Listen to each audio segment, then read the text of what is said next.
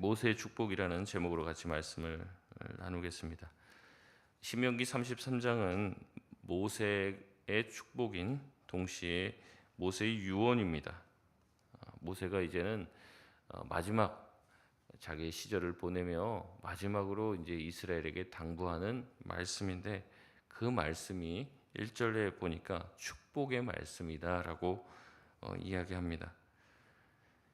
이스라엘 각 지파를 언급하며 축복하는 그런 내용은 구약 전체에서 이렇게 모세 그리고 야곱 둘밖에 없습니다. 야곱은 창세기에서 자기의 노년의 마지막에 자신의 아들들을 불러놓고 축복을 하죠. 신명기에는 모세가 그들을 축복합니다. 이 두 가지 축복은 유사하면서도 차이점이 있는데, 먼저는 야곱의 유언은 12지파가 모두 언급이 되어 있는 반면 모세의 유언에는 둘째인 시므온에 대한 축복이 빠져 있습니다. 또 야곱의 유언은 이스라엘 지파가 순서대로 언급이 되지만 모세의 유언에는 순서대로 서술되지 않습니다. 왜 이렇게 되느냐?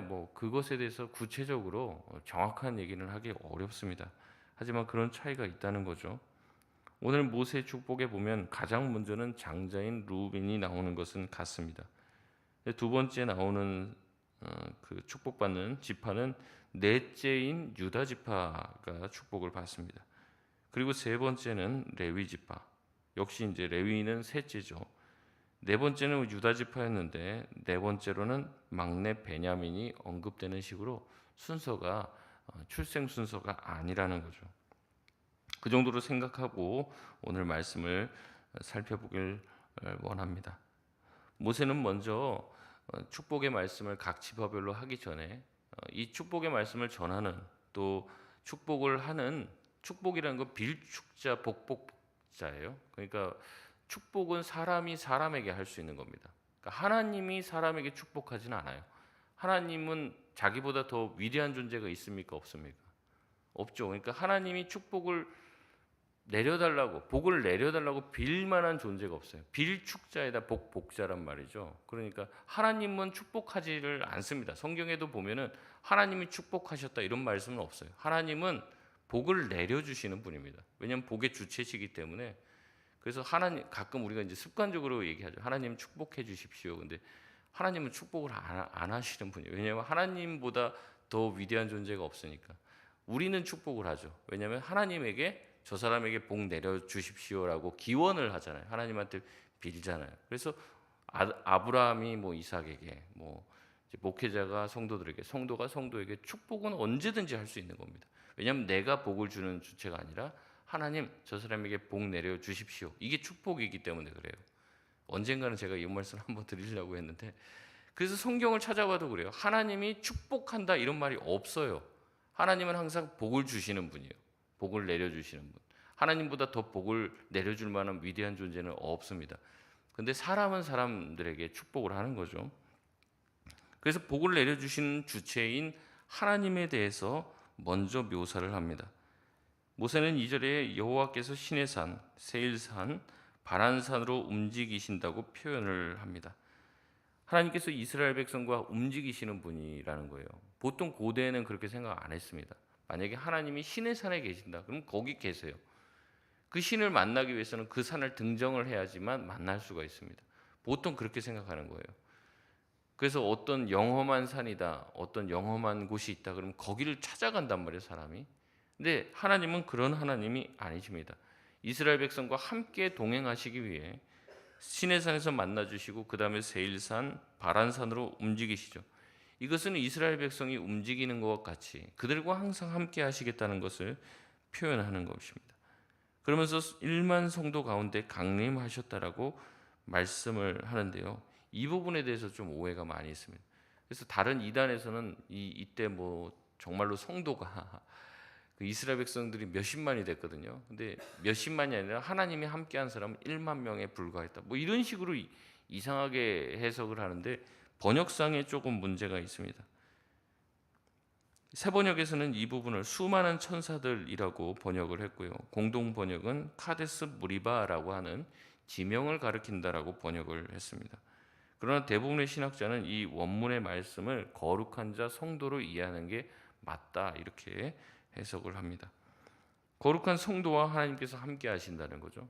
이스라엘 백성 전체가 거룩한 성도로 하나님이 구별하셨기 때문에 하나님은 그들과 함께 하십니다.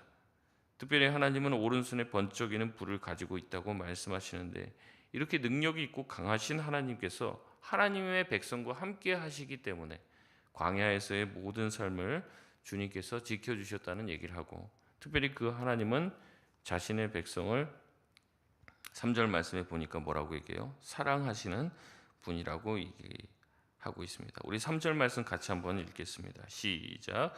여호와께서 백성을 사랑하시나니 모든 성도가 그의 수중에 있으며 주의 발 아래에 앉아서 주의 말씀을 받는도다.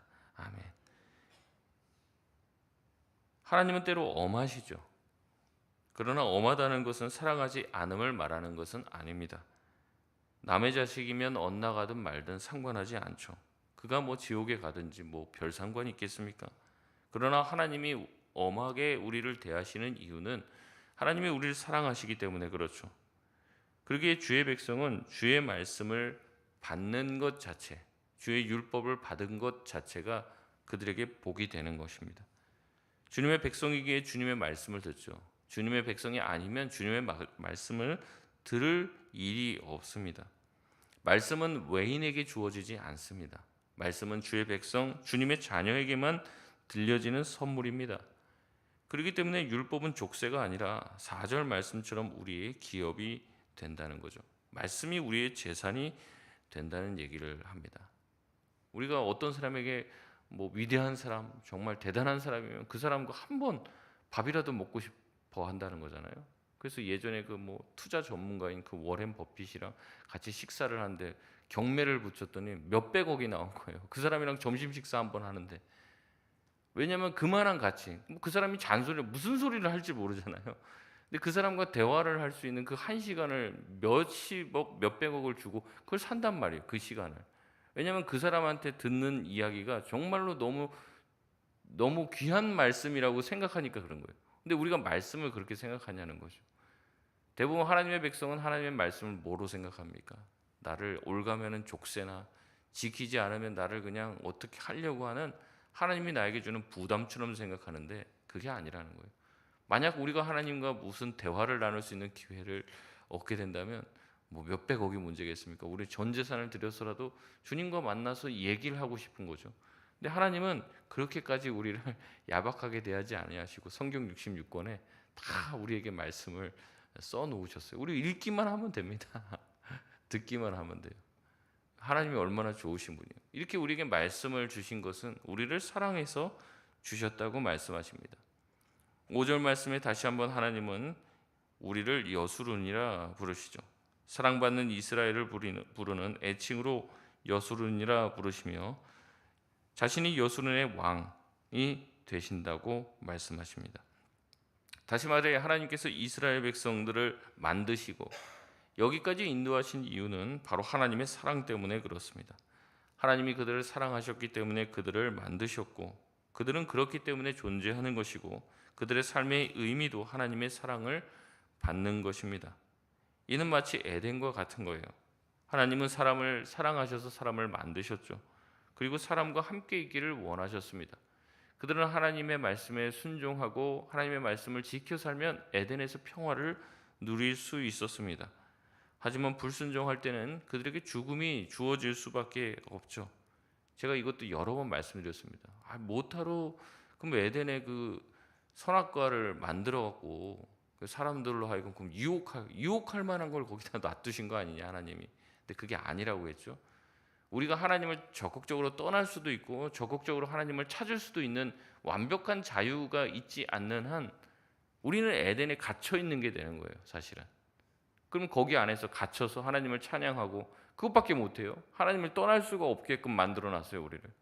그럼 우리가 진정으로 하나님을 찬양하는 게 아니라는 거죠. 로봇을 만들어 놓고 거기다가 목사님 사랑합니다. 목사님 찬양합니다. 이 로봇을 만들어 놓고 녹음기로 해놓은 다음에 계속 그걸 틀어놔요. 그럼 그 얘기를 들으면서 내가 마음이 기쁘고 참 저 로봇가 나를 참 사랑하는구나. 우리가 그렇게 느낄 수가 없습니다. 그 사람이 적극적으로 나를 떠날 수 있고 배신할 수 있고 나를 욕할 수도 있는 그런 완벽한 자유가 주어진 상태에서 나를 찬양하고 나를 사랑해 줄 때 의미가 있는 거죠. 그래서 하나님은 우리에게 완벽히 주님을 따를 수 있는 것, 그리고 주님을 벗어날 수 있는 그런 죄의 어떻게 보면 유혹이라고 생각할 수 있는 것을 그냥 둘 수밖에 없는 거예요. 그래야지 완벽한 사랑으로 우리를 사랑하실 수 있기 때문에 그런 거죠. 하나님은 우리를 사랑하셔서 우리를 만드시고 우리를 구원해 주셨습니다. 그렇게 하신 이유는 우리에게 영원한 생명을 주시기 위한 것이지 우리를 저주와 지옥으로 보내시려고 하시는 의도가 아니라는 거죠. 그렇기 때문에 우리에게 주어진 말씀은 족쇄가 아니요 선물인 줄 여러분 믿으시길 바랍니다. 말씀에 대해서 기뻐하시고 말씀을 기쁘게 여기고 내가 적극적으로 따를 때 나에게 주어지는 놀라운 생명과 복이 있다는 것을 믿으실 수 있길 바랍니다. 6절에서 17절까지의 말씀은 모세의 축복에 대한 절반의 또 상반절에 대한 내용입니다. 먼저 르우벤이 축복을 받습니다. 르우벤은 야곱의 장자이기 때문에 가장 먼저 앞에 배치가 됩니다. 6절 말씀에 르우벤은 죽지 아니하고 살기를 원한다라고 말을 하고 있습니다. 르우벤 지파는 요단의 이제 서편에 대부분의 이제 그 지파들이 다 거기에 자리를 잡는데 지금 요단 동편에서 전쟁을 치르고 올라오면서 르우벤과 갓 지파 그리고 므낫세 반 지파 요 두 지파 반은 요단 동편에 있기를 원했습니다. 그리고 하나님께 그것을 요청하고 하나님이 허락을 해주신 거예요. 그러니까 거기에는 지금 두 지파 반밖에 없습니다. 그러니까 전쟁이 일어나면 나머지 지파들이 도와주려고 해도 강을 건너야 되고 또 여러 가지 불편함이 있어요. 그래서 모세도 여러 번 얘기합니다.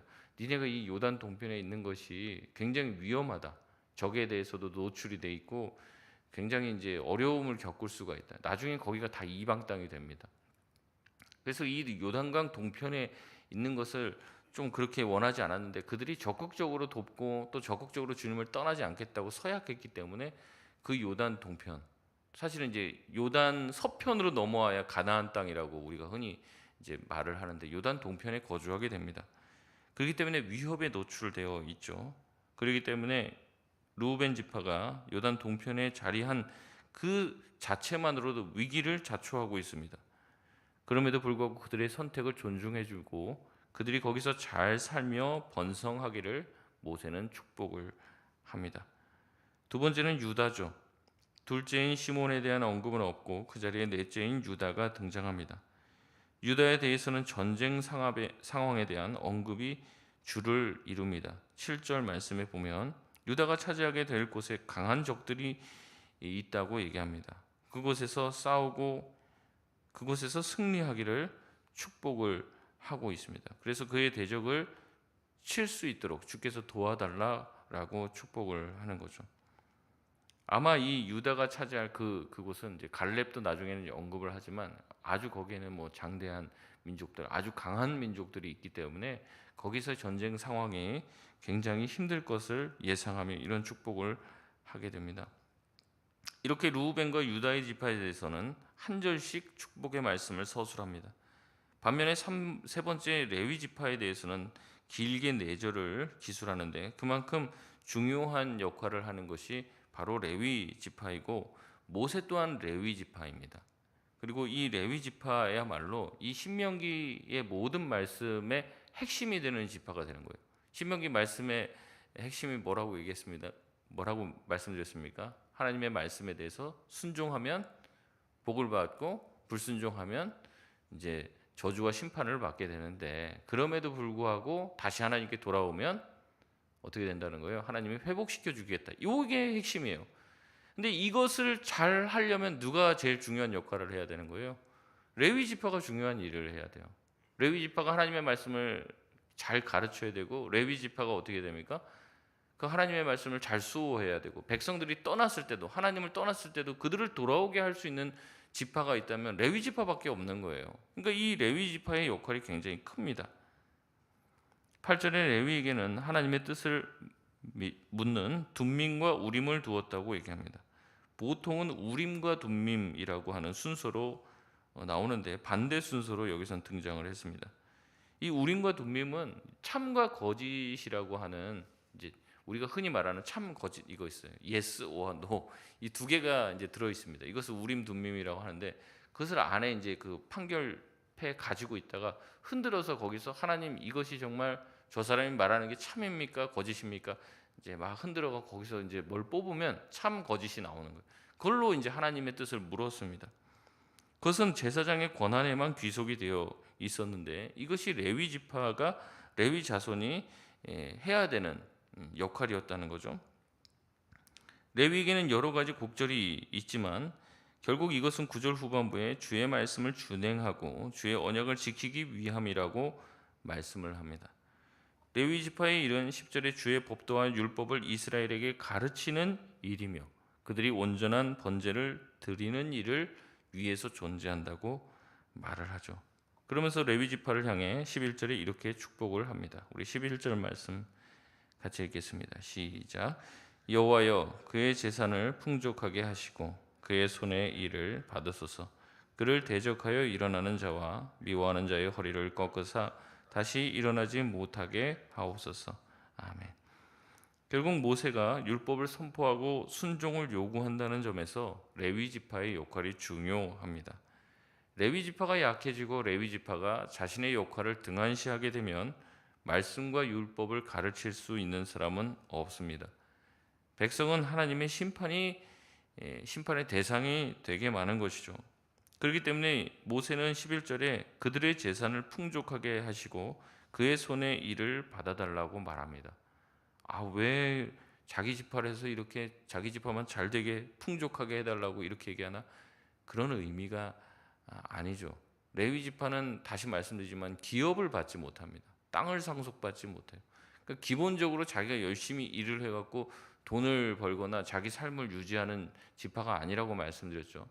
백성들이 11조와 헌금을 통해서만 그들의 삶이 영이 되게 됩니다. 그러니까 백성들이 신앙이 있으면, 신앙을 좀 제대로 잘 지키고 있으면 제대로 된 11조를 낼 것이고 그들의 삶에 어려움을 겪지 않을 것입니다. 그러나 그들이 신앙에서 떠나게 되고 뭐하러 11조네, 뭐하러 내가 헌금을 하고 하나님께 뭐하러 제사를 드려, 이러면 레위인들 다 굶어 죽는 거예요. 그러니까 레위인의 재산이 풍족하게 돼야 된다. 그 말씀은 이스라엘 백성이 하나님을 향한 믿음과 신앙에서 떠나지 않게 해달라는 말과 같은 이야기입니다. 그리고 레위를 대적하고 미워하는 자의 허리를 꺾어 다시는 일어나지 못하게 해달라고 하나님께 기도하고 있습니다. 이 말씀을 인용해서 어떤 분들은 목회자가 레위 지파인데 목회자한테 대들면 하나님이 이렇게 허리를 꺾어버리고 못 일어나게 한다, 이런 말씀을 하기도 한데 그런 얘기가 아니죠. 다시 말씀드리지만 레위 지파의 역할이 말씀을 수호하고 말씀을 전달하고 제대로 된 온전한 제사가 드려지게 하는 역할이라고 했습니다. 이 역할을 수행하지 못하게 방해하는 자들이 이스라엘 민족 가운데 생긴다는 거죠. 교회 안에도 그런 사람들이 생긴다는 겁니다. 지금의 레위 지파가 비단 목회자뿐일까요? 여러분, 그렇지 않습니다. 성도들 중에도 말씀을 가르치고 말씀을 나누는 사람들이 있죠. 우리 구역장도 그런 분들이고 또 교회 리더들, 또 말씀을 아이들에게 가르치는 교사들 또한 마찬가지입니다. 그런 것들이 제대로 수행될 수 있도록 해야 되는데 그거를 하려고 하면 방해하는 사람이 있다는 거죠.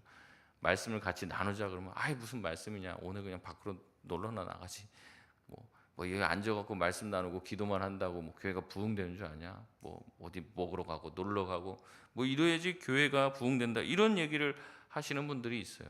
필요하죠. 야유회도 가고 놀러도 가고 관광도 가고 해야 됩니다.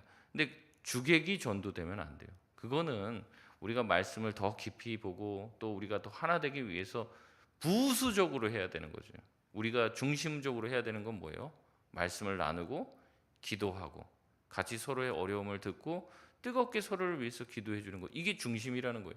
근데 이걸 못하게 하는 세력들이 있고 심지어는 레위 지파 자신조차도 그게 힘든 거죠. 말씀 전하고 그러면은 뭐 사람들이 막 재밌게 듣습니까? 좀 언제 끝나나 다 시계만 보고 있고 막 이러면 하는 사람도 하기가 싫은 거예요. 저도 그렇습니다. 그냥 놀러나 다니고 뭐 이렇게 하는 게 더 재밌지. 말씀 가르치고 뭐 이게 하는 게 늘 재밌는 일은 아니에요. 근데 놀러 가고 뭐 맛있는 거 사준다 이러면 사람들이 많이 옵니다. 아, 교회가 부흥됐나 보다 이렇게 생각을 해요. 근데 진정한 부흥은 그런 부흥이 아니죠. 말씀이 우리 가운데 흥왕해야, 기도가 뜨거워야 진정한 부흥인 줄 믿습니다. 주객이 전도가 되면 안 된다는 거예요. 네 번째는 베냐민에 대한 내용입니다. 하나님의 사랑, 하나님 안에서 사랑을 입으며 안전하기를 축복하는 것이 12절에 베냐민에 대한 축복입니다. 13절에서 17절까지도 요셉 자손에 대한 축복이 길게 서술되어 있습니다. 요셉 지파라는 말은 들어보지 않으셨을 거예요. 간간히 나오기는 합니다. 이 요셉 지파라고 얘기했을 때는 요셉을 얘기하는, 요셉 지파라는 것은 없습니다. 지파로 따지면은 요셉의 아들인 에브라임과 므낫세가 있죠. 그래서 에브라임 지파, 므낫세가 있습니다. 남들은 다 본인이 지파가 되잖아요. 레위 지파, 뭐 유다 지파 이렇게 되잖아요. 근데 왜 요셉은 요셉의 아들들이 한 지파씩 맡게 되냐? 이것이 뭐냐면 장자가 보통 두 몫을 받게 됩니다. 그 장자의 몫을 받은 거예요. 그 야곱의 장자가 누구냐? 그 생물학적인 장자는 루벤이죠. 근데 실제적인 장자의 계승을 누가 받았냐? 요셉이 장자의 계승을 받은 겁니다. 그래서 요셉에게 두 몫이 주어지는 거예요. 그래서 에브라임, 므낫세가 들어오는 거죠. 그러면 총 야곱의 아들들이 12명이죠. 근데 한 명 요셉이 빠지고 요셉의 아들 둘이 들어갔으면 총 몇 지파입니까? 13지파죠. 근데 왜 이스라엘 12지파라고 할까요? 레위 지파가 없어진다고 그랬잖아요. 레위 지파가 다 각 지파에 흩어져 갖고 그 각 지파에서 말씀을 가르치고 성전의 일들, 그 제사의 일들을 돕기 때문에, 그렇기 때문에 이제 그런 방식으로 진행이 된다고 제가 말씀을 드렸던 것 같습니다. 그래서 에브라임과 므낫세가 각각 한 지파씩을 받게 되어 이 요셉이 야곱의 장자로서 인정을 받게 되어 총 이스라엘 12지파를 이루게 된다는 거죠. 그래서 그에 대한 서술이 길게 이어지게 됩니다. 요셉을 통해 이스라엘 민족이 만들어졌기 때문에, 요셉이 자기의 형제들의 그 과오를 용서했기 때문에 사실은 이들이 이집트에 정착할 수 있었고 큰 민족을 이룰 수 있었습니다. 그렇기 때문에 그들은 가나안 땅의 넉넉한 산물을 얻게 될 것이고 태양과 땅의 산물을 풍성히 누리게 될 것이며, 그래서 에브라임은 만만히요 므낫세는 천천히라는 놀라운 축복을 받게 될 것이라고 축복의 말씀을 합니다. 말씀을 마치겠습니다. 모세의 마지막 유언이 경고와 심판이 아니라 축복이라는 사실에 우리는 감사하게 되는 거죠. 그 앞에 심판의 메시지를 들었기 때문에 우리는 또 이 모세가 마지막에 또 얼마나 또 험한 말을 할까 걱정을 할 수도 있습니다. 그러나 그 심판의 메시지 또한 사랑의 메시지인 거예요. 우리가 하나님의 말씀 가운데 거하며 영원한 복을 누리기 원하기 때문에 경고의 말씀도 강하게 하는 것이지 우리를 미워하는 것이 아니라는 거죠. 하나님의 말씀, 하나님의 계명은 우리에게 의무입니다. 하지만 그 의무를 넘어 기쁨 가운데 그 말씀에 순종하는 법을 우리가 깨닫게 된다면 그로 인하여서 주어지는 하나님이 주시는 놀라운 복이 저와 여러분 가운데 함께 하실 줄 믿습니다. 오늘도 말씀대로 살아갈 수 있는 하루 되시길 바랍니다.